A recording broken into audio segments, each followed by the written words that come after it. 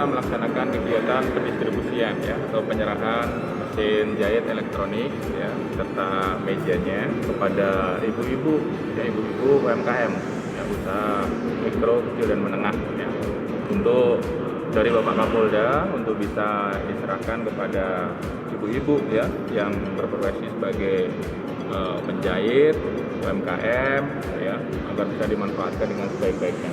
Nah, di masa pandemi COVID-19 ini perlu kita support ya, perlu kita berikan bantuan kepada UMKM agar bisa terus berkarya, terus bisa menghasilkan produktif di masa pandemi COVID-19 ini.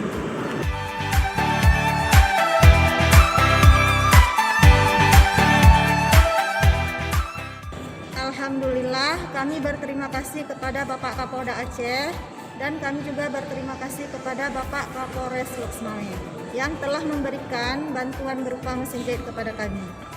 Mudah-mudahan mesin jahit ini bisa bermanfaat untuk memajukan usaha mikro kami dan juga bisa memajukan ekonomi keluarga kami.